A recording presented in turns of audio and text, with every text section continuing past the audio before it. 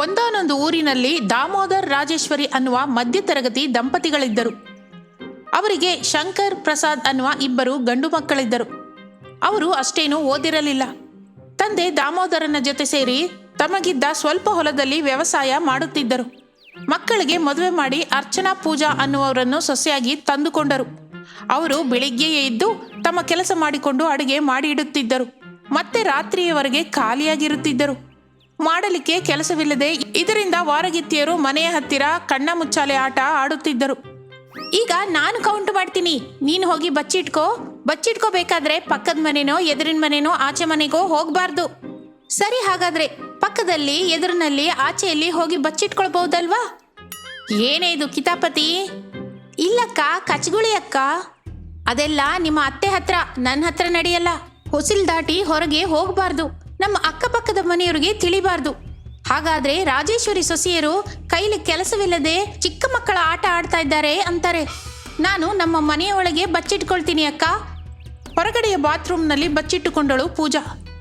ಕಣ್ಣು ಮುಚ್ಚಿಕೊಂಡು ಕೌಂಟ್ ಮಾಡಿದ ಅರ್ಚನಾ ಕೌಂಟ್ ಆಗಿದ್ದರಿಂದ ಕಣ್ಣು ತೆಗೆದಳು. ಪೂಜಾಳಿಗಾಗಿ ಹುಡುಕುತ್ತಾ ಇದ್ದಳು. ಅರ್ಚನಾಳಿಗೆ ಪೂಜಾ ಎಲ್ಲಿಯೂ ಕಾಣಿಸಲಿಲ್ಲ. ಆಗ ಅವಳಿಗೆ ಹೊರಗಿನ ಬಾತ್ರೂಮ್ ಕಾಣಿಸಿತು. ನಿಧಾನವಾಗಿ ಅಲ್ಲಿಗೆ ಹೋಗಿ ನೋಡಿದಳು. ಅದರಲ್ಲಿಂದ ಪೂಜಾ ಕಾಣಿಸಿದಳು. ಪೂಜಾ ಔಟ್, ಪೂಜಾ ಔಟ್ ಎಂದು ಗಟ್ಟಿಯಾಗಿ ಅರಚುತ್ತಾಳೆ. ಆ ಅರಚಾಟ ಕೇಳಿದ ಅತ್ತೆ ರಾಜೇಶ್ವರಿ ಅವರ ಹತ್ತಿರ ಬಂದಳು. ಏನೇ ಅರ್ಚಾಟ? ನೀವಿನ್ನೂ ಚಿಕ್ಕ ಮಕ್ಕಳು ಅಂದ್ಕೊಂಡಿದ್ದೀರಾ? ಮದುವೆ ಆಗಿದೆ, ಅತ್ತೆ ಮನೆಗೆ ಬಂದಿದ್ದೀರಾ, ಇನ್ನೂ ಈ ಆಟಗಳೇನು? ಅಬ್ಬಾ ಅತ್ತೆ, ನಮಗೆ ನೀವು ಹೇಳ್ತಿರೋದು ನಮಗೂ ಗೊತ್ತು, ನಾವು ಚಿಕ್ಕ ಹುಡುಗಿಯರಲ್ಲ ಎಂದು. ನಮಗೆ ಮದುವೆ ಕೂಡ ಆಗಿದೆ ಅಂತ. ಆದರೆ ಏನು ಲಾಭ ಅತ್ತೆ? ಮಾಡೋದಕ್ಕೆ ಕೆಲಸಗಳಿಲ್ಲ. ಏನೇ ದೊಡ್ಡ ಸೊಸೆ, ದಿನದಿನಕ್ಕೂ ಬಾಯಿ ದೊಡ್ಡಗಾಗ್ತಾ ಇದೆ. ಏನು ಕತೆ? ಈ ರಾಜೇಶ್ವರಿ ಮೇಲೆ ದಂಡಯಾತ್ರೆ ಮಾಡಬೇಕು ಅಂದ್ಕೊಂಡಿದ್ದೀರಾ? ನಾನು ಇರುವೆ ಮೇಲೆ ಬ್ರಹ್ಮಾಸ್ತ್ರ ಉಪಯೋಗಿಸಲ್ಲ ಅತ್ತೆ. ನನ್ನನ್ನೇ ಇರುವೆ ಅಂತೀಯೇನೆ? ಅಂತ್ಯ ಏನು ಅತ್ತೆ, ಆಗ್ಲೇ ಅಕ್ಕ ಅಂದುಬಿಟ್ಟಿದ್ದಾರೆ ಕೂಡ. ಅಂತೀರಾ? ಇರುವೆ ಅಂತೀರಾ, ಕಪ್ಪೆ ಅಂತೀರಾ, ಕಡೆಗೆ ಊಸರವಳ್ಳಿ ಕೂಡ ಅಂತೀರಾ. ನಿಮ್ಮ ಬಾಯಿಗೆ ಏನಾದರೂ ಅಡೆತಡೆ ಇದೆಯಾ? ಇಲ್ವಲ್ಲ? ಹೌದು ಅತ್ತೆ, ನೀವು ಅಂದ ಹಾಗೆ ನಮ್ಮ ಬಾಯಿಗೆ ಅಡ್ಡವೂ ಇಲ್ಲ, ತಡೆಯೂ ಇಲ್ಲ, ಹದ್ದು ಮೊದಲೇ ಇಲ್ಲ. ಹೇಗಿರುತ್ತೆ ಹೇಳಿ? ಕೈ ತುಂಬ ಕೆಲಸ ಇದ್ರೆ ಮಾಡಲಿಕ್ಕೆ ನಮಗೇನೂ ಅಭ್ಯಂತರ ಇಲ್ಲ. ಕೆಲಸವಿಲ್ಲದ ಸೊಸೆಯರ ಹತ್ತಿರ ಮಾತನಾಡುವುದು ಒಳ್ಳೆಯದಲ್ಲ ಎಂದುಕೊಂಡು ಅತ್ತೆ ರಾಜೇಶ್ವರಿ ಮತ್ತೊಂದು ಮಾತನಾಡದೆ ಅಲ್ಲಿಂದ ಒಳಗಡೆಗೆ ಹೊರಟು ಹೋಗುತ್ತಾಳೆ. ಸೋಫಾದಲ್ಲಿ ಕುಳಿತುಕೊಳ್ಳುತ್ತಾಳೆ. ಹೊರಗಡೆ ಇಬ್ಬರು ವಾರಗಿತ್ತಿಯರು, ಇದು ಚೀಟಿಂಗ್, ನಾನು ಔಟ್ ಆಗಿಲ್ಲ, ಬಚ್ಚಿಟ್ಕೊಂಡಿದ್ದು ನೀನು ನೋಡ್ದೆ ಅಕ್ಕ, ನಾನು ಒಪ್ಕೊಳ್ಳಲ್ಲ. ಸರಿ, ಹಾಗಾದ್ರೆ ನಾನು ಮತ್ತೆ ಬರ್ತೀನಿ, ಮತ್ತೆ ಕೌಂಟ್ ಮಾಡ್ತೀನಿ. 1 2 3 ಅಂತ ಕೌಂಟ್ ಮಾಡುತ್ತಿರುತ್ತಾಳೆ ಅರ್ಚನಾ. ಪೂಜಾಳಿಗೆ ಎಲ್ಲಿ ಬಚ್ಚಿಟ್ಟುಕೊಳ್ಳಬೇಕೋ ಅರ್ಥವಾಗಲಿಲ್ಲ. ಎಲ್ಲಿ ಬಚ್ಚಿಟ್ಕೊಂಡ್ರು ಅಕ್ಕ ಈಸಿಯಾಗಿ ಗುರ್ತು ಹಿಡಿತಾರೆ, ಆದರೆ ನಾನು ಈಗ ಕಾಣಿಸಬಾರ್ದು ಎಂದುಕೊಳ್ಳುತ್ತಾ ಹಾಗೆ ಹಾಲ್ಗೆ ಬರುತ್ತಾಳೆ ಪೂಜಾ. ಎಲ್ಲ ಕಡೆ ನೋಡುತ್ತಾಳೆ. ಅಲ್ಲಿ ಏನೂ ಕಾಣಿಸದೇ ಇದ್ದಿದ್ದರಿಂದ ಬೆಡ್ರೂಮ್ ಒಳಗೆ ಹೋಗಿ ಬೀರುವಿನಲ್ಲಿ ಬಚ್ಚಿಟ್ಟುಕೊಂಡಳು. ಅರ್ಚನಾ ಕೌಂಟ್ ಆದ ನಂತರ ಪೂಜಾಳಿಗಾಗಿ ಹುಡುಕುತ್ತಾ ಇದ್ದಳು. ಈ ಸಲ ಪೂಜಾ ಎಲ್ಲಿಯೂ ಕಾಣಿಸಲಿಲ್ಲ. ಅದರಿಂದ ನಿಧಾನವಾಗಿ ಬಾತ್ರೂಮ್ ಹತ್ತಿರ ಬಂದು ನೋಡುತ್ತಾಳೆ. ಅಲ್ಲಿಯೂ ಪೂಜಾ ಕಾಣಿಸಲಿಲ್ಲ. ಇನ್ನು ಮಾಡುವುದಕ್ಕೆ ಏನೂ ಇಲ್ಲದೆ ಅರ್ಚನಾ ಪೂಜಾಳಿಗಾಗಿ ಹಾಲ್ಗೆ ಬರುತ್ತಾಳೆ. ಹಾಲ್ನಲ್ಲಿ ಕೂಡ ಎಲ್ಲಿಯೂ ಪೂಜಾ ಕಾಣಿಸಲಿಲ್ಲ. ಅಡುಗೆ ಮನೆಗೆ ಹೋಗಿ ನೋಡುತ್ತಾಳೆ, ಅಲ್ಲಿಯೂ ಇಲ್ಲ. ಇನ್ನು ಲಾಭ ಇಲ್ಲ ಎಂದು ಬೆಡ್ರೂಮ್ನಲ್ಲಿ ಖಂಡಿತವಾಗಿ ಇರುತ್ತಾಳೆ ಎಂದುಕೊಂಡು ಅರ್ಚನಾ ಬೆಡ್ರೂಮ್ಗೆ ಹೋಗುತ್ತಾಳೆ. ಅಲ್ಲಿ ನೋಡುತ್ತಾಳೆ, ಅಲ್ಲಿ ಕೂಡ ಇಲ್ಲ. ಇನ್ನು ಎಲ್ಲಿ ಬಚ್ಚಿಟ್ಕೊಂಡಿದ್ದಾಳೆ ಪೂಜಾ ಎಂದು ಅಂದುಕೊಂಡು ಹೊರಗೆ ಬರುತ್ತಿರುವಾಗ ಬೀರುವಿನಿಂದ ಶಬ್ದ ಕೇಳಿಸುತ್ತದೆ. ಇನ್ನು ತಡ ಮಾಡದೆ ಹೋಗಿ ಬೀರು ತೆಗೆದು ನೋಡುತ್ತಾಳೆ. ಇಬ್ಬರು ಒಬ್ಬರನ್ನೊಬ್ಬರು ನೋಡಿಕೊಂಡು ನಗುತ್ತಾರೆ. ಅದನ್ನು ನೋಡಿ ಅತ್ತೆ ರಾಜೇಶ್ವರಿ ಹೊಟ್ಟೆ ಉರಿದುಕೊಳ್ಳುತ್ತಾಳೆ. ಇವರಿಗೆ ಕೈ ತುಂಬ ಕೆಲಸ, ನನಗೆ ಕೈ ತುಂಬ ದುಡ್ಡು ಬರೋ ಹಾಗೆ ಏನಾದರೂ ಕೆಲಸ ಮಾಡಬೇಕು ಎಂದುಕೊಳ್ಳುತ್ತಾ ಆಲೋಚನೆ ಮಾಡಿದಳು ರಾಜೇಶ್ವರಿ. ತಕ್ಷಣ ಕ್ಯಾಟರಿಂಗ್ ನೆನಪಿಗೆ ಬರುತ್ತದೆ. ಆರ್ಡರ್ ಮೇಲೆ ಅಡುಗೆ ಮಾಡಿಟ್ಕೊಂಡು ಅವರಿಗೆ ಹೋಗಿ ಕೊಟ್ಟು ಬರೋದು, ಅಲ್ಲಿರೋ ಸೌಕರ್ಯ ಎಲ್ಲ ಇದೆಯಾ ಇಲ್ವಾ ಅಂತ ನೋಡೋದು. ಇದೇನೋ ಚೆನ್ನಾಗಿದೆ, ಯಾವಾಗಲೂ ಏನೋ ಒಂದು ಕೆಲಸ ಮಾಡುತ್ತಲೇ ಇರಬೇಕು ಎಂದು ರಾಜೇಶ್ವರಿ ಕ್ಯಾಟರಿಂಗ್ ಸರ್ವಿಸ್ ಪ್ರಾರಂಭಿಸುತ್ತಾಳೆ. ಅದನ್ನು ನೋಡಿದ ಸೊಸೆಯರು ಹೊಟ್ಟೆ ಉರಿದುಕೊಳ್ಳುತ್ತಾರೆ. ನೋಡಿದ್ಯಾ ಅಕ್ಕ, ನಾವು ಕೆಲಸವಿಲ್ಲದೆ ಖಾಲಿಯಾಗಿರ್ತೀವಿ ಅಂತ ನಮ್ಮತ್ತೆ ಏನೋ ಆಲೋಚಿಸ್ತಾ ಇದ್ದಾರೆ. ಇದರಿಂದ ಲಾಭವಿಲ್ಲದೆ ಏನೂ ಮಾಡೋದಿಲ್ಲ. ಸೊಸೆಯರನ್ನು ಕರೆದಳು ರಾಜೇಶ್ವರಿ. ನೋಡ್ರೆ ಸೊಸೆಯರೇ, ನಮ್ಮ ಗಂಡಂದಿರು ಮಾಡುವ ವ್ಯವಸಾಯದಿಂದ ಬರೋ ಆದಾಯ ಸರಿ ಹೋಗೋದಿಲ್ಲ. ಅದಕ್ಕೆ ಬಹಳ ಆಲೋಚಿಸಿ ಈ ಕ್ಯಾಟರಿಂಗ್ ಇಟ್ಕೊಂಡಿದ್ದೀನಿ. ನನ್ನ ಸೊಸೆಯರಿಬ್ಬರು ಬಹಳ ಚೆನ್ನಾಗಿ ಅಡುಗೆ ಮಾಡ್ತಾರೆ. ನನ್ನ ಸೊಸೆಯರು ಮಾಡುವ ಅಡಿಗೆ ರುಚಿ ಎಲ್ಲರೂ ನೋಡ್ಬೇಕು ಅಂತ ಅಂದ್ಕೋತೀನಿ. ಇದಕ್ಕೆ ನೀವೇನಂತೀರಾ? ತಪ್ಪದೇ ಮಾಡೋಣ ಅತ್ತೆ. ಮತ್ತೆ ನಾವು ಅಡುಗೆ ಮಾಡಿದ್ದಕ್ಕೆ ಗಿಫ್ಟ್ ರೂಪದಲ್ಲಿ ಏನಾದ್ರು ಕೊಡಬೇಕು. ತಪ್ಪದೆ ಸೊಸೆ, ಬಂದವರು ತಿಂದವರು ಯಾರ ಅಡುಗೆ ಚೆನ್ನಾಗಿದೆ ಅಂತ ಮೆಚ್ಕೊಳ್ತಾರೆ ಅಲ್ವಾ? ಹಾಗೆ ಯಾವ ಅಡುಗೆ ಚೆನ್ನಾಗಿರುತ್ತೋ ಅವರಿಗೆ ಬಹುಮಾನ ಕೊಡ್ತೀನಿ. ಮನೆ ಹಿಂದೆ ದೊಡ್ಡ ಸೌದೆ ಒಲೆ ಇಡುತ್ತಾರೆ. ಬೆಂಕಿ ಬಹಳ ಹಚ್ಚಿಕೊಳ್ಳುತ್ತಾರೆ. ಒಲೆ ಮೇಲೆ ದೊಡ್ಡ ಪಾತ್ರೆ ಇರುತ್ತದೆ. ಪೂಜಾ ಬಿಂದಿಗೆಯಲ್ಲಿ ಟ್ಯಾಪ್ ವಾಟರ್ ತಂದು ಪಾತ್ರೆಯಲ್ಲಿ ಹಾಕುತ್ತಾಳೆ. ಅರ್ಚನಾ ತರಕಾರಿ ಕಟ್ ಮಾಡುತ್ತಾ ಇರುತ್ತಾಳೆ. ಇಬ್ಬರು ಸೊಸೆಯರು ಬೆಳಗ್ಗಿನಿಂದ ಸಾಯಂಕಾಲದವರೆಗೂ ಏನೋ ಒಂದು ಕೆಲಸ ನೀನಾ ನಾನಾ ಅನ್ನುವ ಹಾಗೆ ಮಾಡುತ್ತಾ ಇದ್ದರು. ಅದನ್ನು ನೋಡಿದ ಅತ್ತೆ ರಾಜೇಶ್ವರಿ ಸಣ್ಣಗೆ ನಗುತ್ತಾಳೆ. ಅತ್ತೆ ವಾರಗಿತ್ತಿಯರು ಇಬ್ಬರು ಫ್ರೆಶ್ ಆಗಿ ಮಾಡಿದ ಅಡುಗೆ ಎಲ್ಲ ರೆಡಿ ಮಾಡಿಕೊಂಡು ಆಟೋಗೋಗಿ ಎದುರು ನೋಡುತ್ತಾ ಇರುತ್ತಾರೆ. ಆಟೋ ಬಂದಿತು. ಕ್ಯಾಟರಿಂಗ್ ಅಡಿಗೆಯನ್ನು ಅದರಲ್ಲಿ ಇಟ್ಟುಕೊಂಡು ಮೂವರು ಅಲ್ಲಿಂದ ಹೊರಡುತ್ತಾರೆ. ಒಂದು ಅರ್ಧ ಗಂಟೆ ಜರ್ನಿಯ ನಂತರ ಒಂದು ಮನೆಯ ಮುಂದೆ ಆ ಆಟೋ ನಿಲ್ಲುತ್ತದೆ. ಅಲ್ಲಿ ಟೆಂಟ್ ಹಾಕಿರುತ್ತದೆ. ಆ ಕ್ಯಾಟರಿಂಗ್ ಆರ್ಡರ್ ಕೊಟ್ಟ ಶೋಭನಾ ಅವರನ್ನು ನೋಡಿ ರಿಲ್ಯಾಕ್ಸ್ ಆಗುತ್ತಾಳೆ. ಮನೆ ಹಿಂದೆ ನಿಮಗೆ ಸ್ಥಳ ಮಾಡಿದೀವಿ, ತಗೊಂಡು ಹೋಗಿ ಅಲ್ಲಿ ಎಲ್ಲ ಜೋಡಿಸ್ಕೊಳ್ಳಿ. ಬಂದವರಿಗೆ ಬಂದ ಹಾಗೆ ಅವ್ರಿಗೆ ಏನ್ ಬೇಕೋ ಅದನ್ನು ಹಾಕಿ ಎಂದಳು ಶೋಭನಾ. ಆ ಮಾತುಗಳನ್ನು ಕೇಳಿದ ರಾಜೇಶ್ವರಿ ಸೊಸೆಯರ ಹತ್ತಿರ ಎಲ್ಲ ಕೇಟರಿಂಗ್ ಸಾಮಾನನ್ನು ಹೊರಿಸುತ್ತಾಳೆ. ಇಬ್ಬರು ಸೊಸೆಯರು ಜಾಗ್ರತೆಯಾಗಿ ಒಂದೊಂದೇ ಅಡುಗೆಯನ್ನು ತೆಗೆದುಕೊಂಡು ಹಿಂದಿರುವ ಬೆಂಚಿನ ಮೇಲೆ ಜೋಡಿಸಿಡುತ್ತಾರೆ. ರಾಜೇಶ್ವರಿ ಆಟೋದವರಿಗೆ ದುಡ್ಡು ಕೊಟ್ಟು ಅವರನ್ನು ಕಳಿಸುತ್ತಾಳೆ. ಮನೆಯ ಹಿಂದಿನ ಊಟದ ಸ್ಥಳಕ್ಕೆ ಬರುತ್ತಾಳೆ. ಶೋಭನಾ ಒಂದು ದೊಡ್ಡ ಹೆಂಗಸನ್ನು ಕರೆದುಕೊಂಡು ಅಲ್ಲಿಗೆ ಬರುತ್ತಾಳೆ. ನೋಡಿ, ಈಕೆ ನಮ್ಮ ಕುಟುಂಬದ ದೊಡ್ಡ ಹೆಂಗಸು. ಅಲ್ಲದೆ ಆಕೆ ಅಡುಗೆ ಮಾಡುವುದರಲ್ಲಿ ಕೂಡ ಬಹಳ ಪರಿಣಿತಿ ಉಳ್ಳವಳು. ಇವರು ಟೇಸ್ಟ್ ಮಾಡ್ತಾರೆ. ಅದು ಚೆನ್ನಾಗಿದೆ ಅಂದ್ರೆ ನಿಮಗೆ ದುಡ್ಡು. ಅತ್ತೆ ಸೊಸೆಯರಿಬ್ಬರು ತಟ್ಟೆಯಲ್ಲಿ ಎಲ್ಲವೂ ಸ್ವಲ್ಪ ಸ್ವಲ್ಪ ಹಾಕಿ ಕೊಡುತ್ತಾರೆ. ಆಕೆ ಒಂದು ಕುರ್ಚಿಯಲ್ಲಿ ಕುಳಿತುಕೊಂಡು ತಿನ್ನುತ್ತಿರುತ್ತಾರೆ. ಅಬ್ಬಾ, ಸೌತೆಕಾಯಿ ಪಚಡಿ ಸಖತ್ತಾಗಿದೆ. ನಾನೇ ಮಾಡಿದ್ದು ಚೆನ್ನಾಗಿದೆಯಾ? ಆದ್ರೆ ಸೌತೆಕಾಯಿ ಪಚ್ಚಡಿಯ ವಾಸನೆ ರುಚಿಯನ್ನು ಸೋರೆಕಾಯಿ ಪಪ್ಪಿನಿಂದ ಹೊಡೆಯುತ್ತದೆ. ಆ ಮಾತು ಕೇಳಿ ಪೂಜಾ ಹಿಗ್ಗಿ ಹೋಗುತ್ತಾಳೆ. ಹಾಗೆ ದೊಡ್ಡ ಹೆಂಗಸು ಫುಡ್ ತಿಂದು ಅಲ್ಲಿಂದ ಹೊರಟು ಹೋದಳು. ಅತ್ತೆ ರಾಜೇಶ್ವರಿಯ ಹತ್ತಿರ ವಾರಗಿತ್ತಿಯರು ಗಲಾಟೆ ಮಾಡುತ್ತಿರುತ್ತಾರೆ. ಅತ್ತೆ, ಆ ದೊಡ್ಡ ಹೆಂಗಸು ನನ್ನ ಅಡಿಗೆ ಹೆಚ್ಚು ಮೆಚ್ಚಿಕೊಂಡಿದ್ದಾರೆ. ಏನೂ ಇಲ್ಲ ಅತ್ತೆ, ಏನ್ ಮಾಡಿದ್ರು ಎಲ್ರೂ ಸೇರಿ ಮಾಡಿದೀವಿ. ಅಕ್ಕ ಒಬ್ಳೆ ಮಾಡಿದ ಹಾಗೆ ಬಿಲ್ಡಪ್ ಕೊಡ್ತಾ ಇದ್ದಾಳೆ. ಹೀಗೆ ವಾರಗಿತ್ತಿಯರು ನಾನು ಮಾಡಿದೆ ಎಂದು ಜಗಳವಾಡುತ್ತಿರುತ್ತಾರೆ. ಅವರ ಅತ್ತೆ ರಾಜೇಶ್ವರಿಯ ಮೇಲೆ ಅಡುಗೆಯ ಪಾತ್ರೆ ತಲೆ ಮೇಲೆ ಬಿದ್ದು ಎಲ್ಲ ಕೆಳಗೆ ಕಾರುತ್ತಿರುತ್ತದೆ. ರಾಜೇಶ್ವರಿಯ ನೆತ್ತಿಯ ಮೇಲೆ ಒಂದೇ ಒಂದು ಪಾತ್ರೆ ಬೋರು ಬಿದ್ದಿರುತ್ತದೆ. ವಾರಗಿತ್ತಿಯರು ಜಗಳವಾಡುತ್ತಾ ಎಲ್ಲ ಅಡುಗೆ ಬಿಸಾಕುತ್ತಾರೆ. ಇನ್ನು ಬಿಸಾಕುವುದಕ್ಕೆ ಏನೂ ಇಲ್ಲದೆ ಸೊಸೆಯರು ಮಧ್ಯದಲ್ಲಿ ಅಡುಗೆ ಪಾತ್ರೆಗಳ ಮಧ್ಯೆ ನಿಂತ ಅತ್ತೆಯನ್ನು ನೋಡಿ ಶಾಕ್ ಆಗುತ್ತಾರೆ.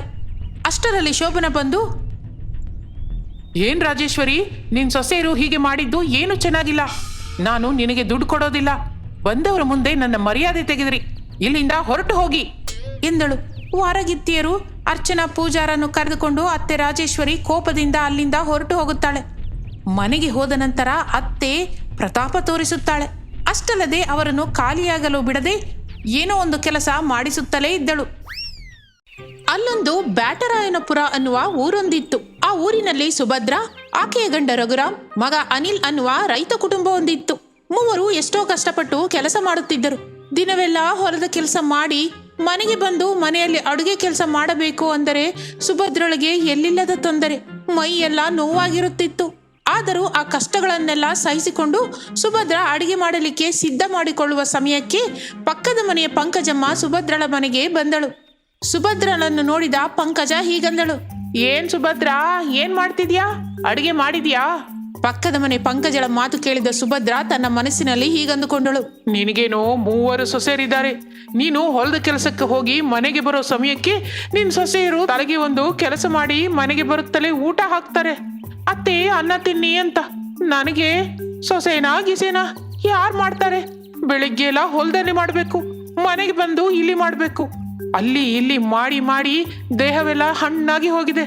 ನನ್ ತೊಂದ್ರೆ ಸೊಸೆ ಇರೋ ನಿನಗೇನ್ ಗೊತ್ತು? ಏನ್ ಸುಭದ್ರಾ, ನಿನ್ನಲ್ಲಿ ನೀನೆ ಮಾತಾಡ್ಕೋತಾ ಇದೀಯಾ? ಸರಿ ಆಗ್ಲಿ, ಅನಿಲಂಗೆ ಮದ್ವೆ ವಯಸ್ಸು ಬಂದಿದೆ. ನಿನ್ನ ಮಗನಿಗೆ ಮದ್ವೆ ಮಾಡಿದ್ರೆ ನಿನಗೂ ಕೂಡ ಸೊಸೆ ಬರ್ತಾಳಲ್ಲ. ನೀನು ಹೊಲದ ಕೆಲಸ ಮಾಡಿ ಬರುವಷ್ಟರಲ್ಲಿ ಅಡ್ಗೆ ಕೆಲಸ ಮನೆ ಕೆಲಸ ಮಾಡಿರ್ತಾಳೆ. ಬರ್ತಾನೆ ಅನ್ನ ಮಾಡಿ ಹಾಕ್ತಾಳೆ. ನಿನ್ನ ಒಳ್ಳೇದು ಕೆಟ್ಟದನ್ನ ನೋಡ್ತಾಳೆ. ಮಗನಿಗೆ ಮದ್ವೆ ಮಾಡು ಸುಭದ್ರಾ. ಎಷ್ಟು ಒಳ್ಳೆ ಮಾತು ಹೇಳಿದೆ ಅಕ್ಕ. ನಿನ್ ಹೊಟ್ಟೆ ತಣ್ಣಗಿರ್ಲಿ.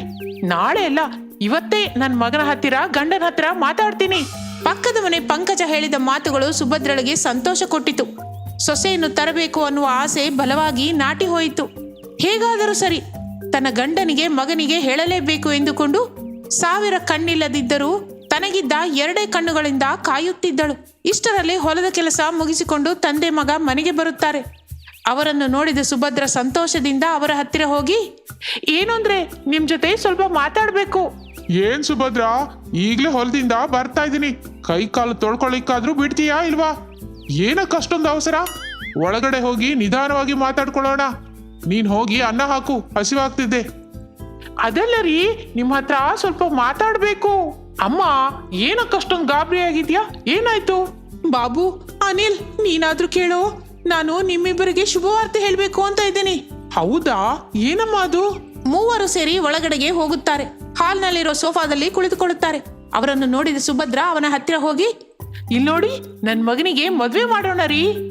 ಆ ಮಾತುಗಳನ್ನು ಕೇಳಿದ ರಘುರಾಮ್ ಸಂತೋಷದಿಂದ, ಏನ್ ಸುಭದ್ರಾ, ನೀನ್ ಹೇಳೋದು ನಿಜವಾ? ನನ್ ಮನಸ್ಸಲ್ಲಿರೋ ಮಾತನ್ನೇ ನಿನ್ನ ಬಾಯಿಂದ ಬರೋದು ಬಹಳ ಸಂತೋಷವಾಗಿದೆ. ಆ ಮಾತು ಕೇಳಿದ ಸುಭದ್ರ ಆನಂದ ಪಡುತ್ತಾಳೆ. ಅನಿಲ್ ಕೂಡ ಮದುವೆಗೆ ಒಪ್ಪಿಕೊಂಡಿದ್ದರಿಂದ ಸುಭದ್ರ ರಘುರಾಮ್ ಸಂತೋಷದಿಂದ ಇದ್ದರು. ಕೆಲವು ದಿನಗಳಿಗೆ ರಾಮರಾಜಪಲ್ಲಿಯಲ್ಲಿರುವ ಮೈನಾಳ ಜೊತೆ ಅನಿಲನ ಮದುವೆ ವೈಭವವಾಗಿ ನಡೆಯುತ್ತದೆ. ಹೊಸ ಸೊಸೆ ಮನೆಯಲ್ಲಿ ಕಾಲಿಟ್ಟಳು. ಸುಭದ್ರ ಬಹಳ ಸಂತೋಷ ಪಡುತ್ತಾಳೆ. ಸೊಸೆ ತನ್ನ ಕೈಗೆ ಆಸರೆಯಾಗಿ ಇರುತ್ತಾಳೆ ಅಂತ ಆಸೆ ಪಟ್ಟಳು. ಆದರೆ ಆಕೆಗೆ ತಿಳಿಯದ ವಿಷಯ ಏನೆಂದರೆ ಮೈನಾ ಮಹಾ ಸೋಂಬೇರಿಯವಳು. ಹೊಸದರಲ್ಲಿ ಹೊಸ ಸೊಸೆ ಅಂತ ಸುಭದ್ರ ಸಮಾಧಾನ ಮಾಡಿಕೊಂಡಳು. ಆದರೆ ಆ ಸೋಂಬೇರಿತನ ದಿನದಿಂದ ದಿನಕ್ಕೆ ಹೆಚ್ಚಾಗಲಿಕ್ಕೆ ಶುರುವಾಯಿತು. ಅದರಿಂದ ಯಾವ ಕೆಲಸ ಹೇಳಿದರೂ ಮಾಡುತ್ತಿರಲಿಲ್ಲ. ತಿನ್ನುವುದು ಮಾತ್ರ ಬ್ರಹ್ಮಾಂಡವಾಗಿ ತಿನ್ನುತ್ತಿದ್ದಳು. ಏನಾದ್ರೂ ಕೆಲಸ ಹೇಳಿದರೆ ಅತ್ತೆಯ ಮೇಲೆ ಸೊಸೆಗೆ ಹೆಚ್ಚು ಕೋಪ ಬರುತ್ತದೆ. ಏನ್ ಸೊಸೆ, ಹೊಲಕ್ಕೆ ಹೋಗಿ ಬರೋ ಹೊತ್ತಿಗೆ ಮನೆಯಲ್ಲಿ ಕೆಲಸ ಮಾಡಿರೋದಿಲ್ಲ. ಇಷ್ಟು ವೈಭಾರವಾದ್ರೆ ಹೇಗೆ? ನಾನು ಏನ್ ಮಾಡ್ಬೇಕು ಹೇಳಿ? ನಾನು ಕೂಡ ಮಾಡ್ಬೇಕು ಅಂತ ಇಲ್ವಾ? ಆದ್ರೆ ನನ್ನ ಸೋಮಾರಿತನ ನನ್ನನ್ನ ಯಾವ ಕೆಲಸ ಮಾಡ್ಲಿಕ್ಕೂ ಬಿಡ್ತಾ ಇಲ್ಲ. ನಿನ್ನ ಸೋಮಾರಿತನ 3 ಹೊತ್ತು ಪಾತ್ರೆ ಮೇಲೆ ಪಾತ್ರೆ ತಿನ್ನು ಅಂತ ಮಾತ್ರ ಹೇಳುತ್ತಾ? ಅರೆ ನೀವೇನತ್ತೆ, ಯಾವಾಗ ನೋಡಿದ್ರು ತಿಂತೀನಿ ತಿಂತೀನಿ ಅಂತೀರಾ? ತಿನ್ಬಾರ್ದಾ? ಅಂತ ಹೆಂಡತಿಗೆ ಅನ್ನ ಹಾಕದಿದ್ರೆ ಏನಕ್ಕೆ ಮದುವೆ ಮಾಡ್ಕೊಂಡ? ಸೊಸೆನ್ನೇ ನೋಡಿಕೊಳ್ಳದ ನೀವು ಮನೆಗೆ ಸೊಸೆನ ಯಾಕೆ ತಂದ್ಕೊಂಡ್ರಿ? ಏನೇ ಸುಮ್ನಿದ್ದೀವಿ ಅಂತ ಏನೇನೋ ಮಾತಾಡ್ತೀಯ? ನಿಜಕ್ಕೂ ನಿನಗೆ ಕೆಲಸ ಬರೋದಿಲ್ಲ ಅಂತ ಸೋಂಬೇರಿತನ ಅಂತ ಗೊತ್ತಿದ್ರೆ ನಾನು ನಿನ್ನನ್ನು ಮದುವೆ ಮಾಡ್ಕೊಳ್ತಿರ್ಲಿಲ್ವೇ? ಅಷ್ಟೇ ಅಲ್ಲದೆ ಹೀಗೆ 3 ಹೊತ್ತು ತಿಂದು ಹೋಗಿ ಸೋಂಬೇರಿತನದಿಂದ ಡುಮ್ಮಿ ಆಗಿರೋದಕ್ಕಲ್ಲ. ಇದು ಮನೆ ಹತ್ರ ಇದ್ರೆ ಹೀಗೆ ಮಾತಾಡ್ತಾಳೆ. ನಾಳೆಯಿಂದ ಹೊಲದ ಕೆಲಸಕ್ಕೆ ಕರ್ಕೊಂಡು ಹೋದ್ರೆ ಇವಳಿಗೆ ತಿಳಿಯುತ್ತೆ. ನಾನು ಎಲ್ಲಿಗೂ ಬರೋದಿಲ್ಲ, ಮನೆ ಹತ್ರನೇ ಇರ್ತೀನಿ. ವಿಚ್ಛೇದನ ಕೊಡ್ತೀನಿ. ಆಗ ಪೂರ್ತಿಯಾಗಿ ನಿನ್ನ ತವ್ರ ಮನೇಲೆ ಇದ್ಬಿಡು. ಇಲ್ಲಿರೋದೇನಕ್ಕೆ? ನಮ್ಮ ಅಮ್ಮಂಗೆ ಹೇಳ್ತೀನಿ. ಅನಿಲ್ ಮೈನಾಳ ಕೆನ್ನೆಯ ಮೇಲೆ ಒಂದು ಕೊಡುತ್ತಾನೆ. ಅವಳ ಅಪ್ಪನಿಗೆ ಫೋನ್ ಮಾಡುತ್ತಾನೆ. ನಡೆದಿದ್ದೆಲ್ಲವನ್ನೂ ಹೇಳುತ್ತಾನೆ. ಅದಕ್ಕೆ ಅವರು ಮೈನಾಳ ಹತ್ತಿರ ಮಾತಾಡುತ್ತಾರೆ. ನೋಡಮ್ಮ, ಈಗ ಇದು ನಿನ್ನ ಮನೆ ಅಲ್ಲ. ನಾವು ನಿನ್ನನ್ನು ಬಾ ಎಂದಾಗ ನೀನು ಅಳಿಯನ ಜೊತೆ ಸೇರಿ ಬರಬೇಕು. ಒಬ್ಳೆ ಬರ್ಲಿಕ್ಕೆ ಆಗೋದಿಲ್ಲ. ಇದು ನಿನ್ನ ನೆಂಟ್ರ ಮನೆ ಅಲ್ಲ, ನಿನ್ನ ಮನೆ. ನೀನು ಕೆಲಸ ಮಾಡ್ಕೊಂಡ್ರೆ ನಿನಗೆ ಒಳ್ಳೇದು. ನಿನ್ನ ಮನೆಯೇ ಚೆನ್ನಾಗಿರುತ್ತೆ. ನಿನ್ನ ಸಂಸಾರವೇ ನೋಡೋಕೆ ಮುದ್ದಾಗಿರುತ್ತೆ. ಅದಲ್ಲ ಅಪ್ಪ. ಈಗಲೇ ನಿಮ್ಮಮ್ಮನ ಕೆನ್ನೆ ಹೊಡೆದಿದೆ, ಜಾಗ್ರತೆಯಾಗಿರು ಎಂದು ಫೋನ್ ಇಟ್ಟು ಬಿಟ್ಟನು. ಮೈನಾ ಏನು ಮಾತನಾಡದೆ ಸ್ವಲ್ಪ ಸ್ವಲ್ಪ ಕೆಲಸ ಮಾಡುತ್ತಾ ಬಂದಳು. ಅದು ಕೂಡ ಗ್ಲಾಸ್ ತುಂಬ ನೀರು ತಂದು ಕೊಡುವುದು, ತರಕಾರಿ ಹಚ್ಚುವುದು, ಹೀಗೆ ಚಿಕ್ಕ ಚಿಕ್ಕ ಕೆಲಸ ಮಾಡುತ್ತಾ ಇದ್ದಳು. ಇದಕ್ಕೆಲ್ಲ ಕಾರಣ ತನ್ನ ಅತ್ತೆ ಸುಭದ್ರ ಎಂದು ಅವಳ ಮೇಲೆ ಹಾಗೆ ಬೆಳೆಸುತ್ತಾ ಇರುತ್ತಾಳೆ ಮೈನಾ. ಆ ದಿನ ಹೊಲದ ಕೆಲಸಕ್ಕೆ ಹೋಗೋಣ ಎಂದು ಸೊಸೆ ಮೈನಾಳ ಹತ್ತಿರ ಹೇಳುತ್ತಾಳೆ ಅತ್ತೆ ಸುಭದ್ರ. ಆಗ ಮೈನಾ ಬೆಡ್ರೂಮ್ನಲ್ಲಿ ಹೋಗಿ ಹೋಳಿ ಹಬ್ಬಕ್ಕೆ ತಂದ ಕೆಂಪು ಬಣ್ಣದ ಬಣ್ಣವನ್ನು ತೆಗೆದುಕೊಂಡಳು. ಬಾವಿ ಹತ್ತಿರ ಇರುವ ಎತ್ತಿಗೆ ಕೆಂಪು ಬಣ್ಣವೆಂದರೆ ಆಗುವುದಿಲ್ಲ ಅಂದರೆಲ್ಲ ಅತ್ತೆ. ಈಗ ನೋಡಿ, ಈ ಕೆಂಪು ಬಣ್ಣದ ನೀರನ್ನು ನಿಮ್ಮ ಮೇಲೆ ಎಸಿತೀನಿ. ಆ ಎತ್ತನ ನಿಮ್ಮ ಮೇಲೆ ಬಿಡ್ತೀನಿ. ಎತ್ತಿಗೆ ಈ ದಿನ ನೀನು ಬಲಿ. ನಾಳೆಯಿಂದ ಮಾವ ಗಂಡ ನನ್ನ ಕೈಯಲ್ಲಿರ್ತಾರೆ ಎಂದುಕೊಳ್ಳುತ್ತಾ ಸಂಭ್ರಮ ಪಡುತ್ತಾ ಮೈನಾ ಅತ್ತೆ ಸುಭದ್ರಳಿಗೆ ತಿಳಿಯದಂತೆ ಹೊಲದ ಹತ್ತಿರಕ್ಕೆ ಕೆಂಪು ಬಣ್ಣವನ್ನು ತೆಗೆದುಕೊಂಡು ಅತ್ತೆಯ ಜೊತೆಗೆ ಹೋಗುತ್ತಾಳೆ ಮೈನಾ. ನೋಡು ಸೊಸೆ, ಅಲ್ಲಿ ಕಾಣ್ತಾ ಇರುವ ಮರದ ಹತ್ತಿರ ನಿನ್ ಗಂಡ ಇದ್ದಾನೆ. ಅಲ್ಲಿಗೆ ಹೋಗು, ನಾವು ತಂದ ಅನ್ನದ ಡಬ್ಬ ತಕೊಂಡು ಹೋಗು ಎಂದು ಸೊಸೆ ಮೈನಾಳ ಹತ್ತಿರ ಹೇಳಿ ತನ್ನಲ್ಲಿ ತಾನು ಹೀಗಂದುಕೊಳ್ಳುತ್ತಾಳೆ. ಹೋಗು ಸೊಸೆ, ಹೋಗು. ನಿನಗೆ ಅದು ಹತ್ತಿರ ಕಾಣಿಸುತ್ತೆ, ಆದ್ರೆ ನಡೀತಾ ನಡೀತಾ ತಿಳಿಯುತ್ತೆ. ಈ ನಡಿಗೆಯಿಂದ ನಿನಗಿರುವ ಸೋಂಬೇರಿತನ ಹೋಗುತ್ತೆ ಬಿಡು ಎಂದು ಒಳಗೊಳಗೆ ನಗುತ್ತಾಳೆ. ಬೇರೆ ಕೆಲಸ ಹೇಳುತ್ತಾಳೆ ಎಂದುಕೊಂಡ ಮೈನಾಳಿಗೆ ಅನ್ನ ಕೊಟ್ಟು ಬಾ ಅಂತ ಹೇಳಿದ್ದಕ್ಕೆ ಸಂತೋಷಿಸಿದಳು. ಅನ್ನದ ಡಬ್ಬಿ ತೆಗೆದುಕೊಂಡು ಹಾಗೆ ಮುಂದಕ್ಕೆ ಮುಂದಕ್ಕೆ ನಡೆಯುತ್ತಾ ಹೋಗುತ್ತಾ ಇದ್ದಳು. ಹಾಗೆ ನಡೆದು ನಡೆದು ಸುಸ್ತಾಗುತ್ತಾಳೆ. ಅಮ್ಮ, ಇದೇನು ಅಲ್ಲಿಂದ ನೋಡಿದ್ರೆ ಇಷ್ಟು ಹತ್ರ ಅಂತ ಕಾಣಿಸ್ತಾ ಇತ್ತು, ನಡೀತಾ ಇದ್ರೆ ಇಷ್ಟು ದೂರ ಯಾಕಿದೆ ಎಂದು ಗಂಟನಿಗೆ ಅನ್ನದ ಡಬ್ಬಿ ಅಲ್ಲಿಯೇ ಇಟ್ಟು ಅತ್ತೆಯನ್ನು ಎತ್ತಿನಿಂದ ಖತಮ್ ಮಾಡಬೇಕೆ ಎಂದು ಉತ್ಸಾಹದಿಂದ ತಿರುಗಿ ಅತ್ತೆಯ ಹತ್ತಿರ ಹೋಗುತ್ತಾಳೆ. ಬಕೆಟ್ನಲ್ಲಿ ಕೆಂಪು ಬಣ್ಣ ಕಲಿಸುತ್ತಾಳೆ. ಅತ್ತೆ ಸುಭದ್ರಳ ಮೇಲೆ ಎತ್ತಿ ಹಾಕುತ್ತಾಳೆ. ಗಬಗಬ ಎಂದು ಹೋಗಿ ಎತ್ತನ್ನು ಬಿಚ್ಚುತ್ತಾಳೆ. ಆ ಎತ್ತು ಅರಚುತ್ತಾ ಸುಭದ್ರಳ ಮೇಲೆ ಓಡಿಕೊಂಡು ಬರುತ್ತಿತ್ತು. ಅದನ್ನು ನೋಡಿದ ಸುಭದ್ರ ಹೊಲದಿಂದ ಓಟ ಕಿತ್ತಳು. ಮಗನನ್ನು ಕರೆಯುತ್ತಾ ಮುಂದಕ್ಕೆ ಓಡುತ್ತಿದ್ದಳು. ತನ್ನ ತಾಯಿಯ ಅರಚಾಟ ಕೇಳಿ ಹೊಲದ ಕಡೆ ನೋಡುತ್ತಾನೆ ಅನಿಲ್. ಎತ್ತು ತನ್ನ ತಾಯಿಯನ್ನು ಗುದ್ದುತ್ತೆ ಎಂದು ಗಮನಿಸಿ ಅಲ್ಲಿಂದ ಓಡಿಕೊಂಡು ಬಂದು ಎತ್ತನ್ನು ಅಡ್ಡ ಹಾಕುತ್ತಾನೆ. ಅದಕ್ಕಿದ್ದ ಹಗ್ಗವನ್ನು ಎಳೆದು ತಂದು ಗಟ್ಟಿಯಾಗಿ ಕಟ್ಟುತ್ತಾನೆ. ಅತ್ತೆ ಸುಭದ್ರಳ ಮನಸ್ಸು ಸ್ವಲ್ಪ ಸಮಾಧಾನವಾಗುತ್ತದೆ. ನಡೆದಿದ್ದೆಲ್ಲವನ್ನು ಮಗನಿಗೆ ಹೇಳುತ್ತಾಳೆ ಸುಭದ್ರ. ಅನಿಲ್ ಏನೂ ಮಾತನಾಡದೆ ತನ್ನ ಹೆಂಡತಿಯ ಹತ್ತಿರ ಇದ್ದ ಕೆಲವು ಬಣ್ಣವನ್ನು ನೀರಿನಲ್ಲಿ ಕಲಸಿ ಮೈನಾಳ ಮೇಲೆ ಹಾಕುತ್ತಾನೆ. ಬೇಡರಿ, ನನ್ನ ಮೇಲೆ ಕೆಂಪು ನೀರು ಹಾಕಿ ನನ್ನ ಮೇಲೆ ಎತ್ತನ್ನು ಬಿಡಬೇಡಿ. ನನ್ನನ್ನು ಕ್ಷಮಿಸಿ, ಮತ್ತೊಂದ್ಸಲ ಹೀಗೆ ನಡೆಯಲ್ಲ, ಮತ್ತೆ ಹೀಗೆ ಮಾಡಲ್ಲ. ಕೆಂಪು ಬಣ್ಣದ ನೀರ್ ಹಾಕಿ ನಮ್ಮಮ್ಮನ ಸಾಯಿಸ್ಬೇಕು ಅಂತ ನೋಡ್ತೀಯಾ? ಈಗ ನೋಡು ಎಂದು ಅನಿಲ್ ಎತ್ತಿನ ಹತ್ತಿರ ಹೋಗುತ್ತಿದ್ದರೆ ಮೈನಾ ಎಷ್ಟೋ ಬೇಡಿಕೊಳ್ಳುತ್ತಾಳೆ. ಆದರೆ ಅನಿಲ್ ಕೇಳುವುದಿಲ್ಲ. ಎತ್ತಿನ ಹತ್ತಿರ ಹೋಗುತ್ತಾನೆ. ಮೈನಾ ತಕ್ಷಣ ಅತ್ತೆ ಸುಭದ್ರಳ ಹತ್ತಿರ ಬಂದು ಅವಳ ಕಾಲು ಹಿಡಿಯುತ್ತಾಳೆ. ಅತ್ತೆ, ತಪ್ಪಾಯ್ತು, ನನ್ನನ್ನು ಕ್ಷಮಿಸಿ. ಇನ್ಮೇಲೆ ಎಲ್ಲ ಕೆಲಸನೂ ನಾನೇ ಮಾಡ್ತೀನಿ. ನಿಮ್ಮನ್ನ ಚೆನ್ನಾಗಿ ನೋಡ್ಕೋತೀನಿ. ಅವ್ರಿಗೆ ಹೇಳಿ ಅತ್ತೆ, ಎತ್ತನ್ನು ಬಿಡಬಾರ್ದು ಅಂತ. ಅಮ್ಮ, ಅದನ್ನು ನೋಡ್ತಾ ಇದ್ರೆ ಭಯವಾಗ್ತಿದೆ ನನಗೆ. ಅನಿಲ್ ಎತ್ತಿನ ಹತ್ತಿರ ಹೋಗಿ ಅದನ್ನು ಬಿಟ್ಟು ಹಗ್ಗವನ್ನು ಕೈಯಲ್ಲಿ ಹಿಡಿದುಕೊಳ್ಳುತ್ತಾನೆ. ಅದನ್ನು ನೋಡಿದ ಮೈನಾ ಅತ್ತೆಯ ಕಾಲನ್ನು ಹಿಡಿದಳು. ಬಿಡುವುದಿಲ್ಲ ಎಂದು ಗಟ್ಟಿಯಾಗಿ ಹಿಡಿದುಕೊಂಡು ಬೇಡಿಕೊಳ್ಳುತ್ತಾ ಇದ್ದಳು. ಆಗ ಸುಭದ್ರ, ಬೇಡ ಮಗು, ಸೊಸೆ ಏನೋ ಭಯ ಪಡ್ತಿದ್ದಾಳೆ, ಮತ್ತೊಂದ್ಸಲ ಮಾಡಲ್ಲ ಅಂತಾಳಲ್ಲ, ಈ ಸಲಕ್ಕೆ ಮನ್ನಿಸಿ ಬಿಟ್ಟು ಬಿಡೋಣ, ಸರಿನಾ? ಅನಿಲ್ ಎತ್ತನ್ನು ಕಟ್ಟಿ ಅಲ್ಲಿಂದ ಮನೆಗೆ ಹೋಗುತ್ತಾನೆ. ಆ ದಿನದಿಂದ ಮೈನಾ ಸೋಂಬೇರಿತನ ಬಿಟ್ಟು ಎಲ್ಲ ಕೆಲಸಗಳನ್ನು ಮಾಡಿಕೊಳ್ಳುತ್ತಾ ಸಂತೋಷವಾಗಿದ್ದಳು.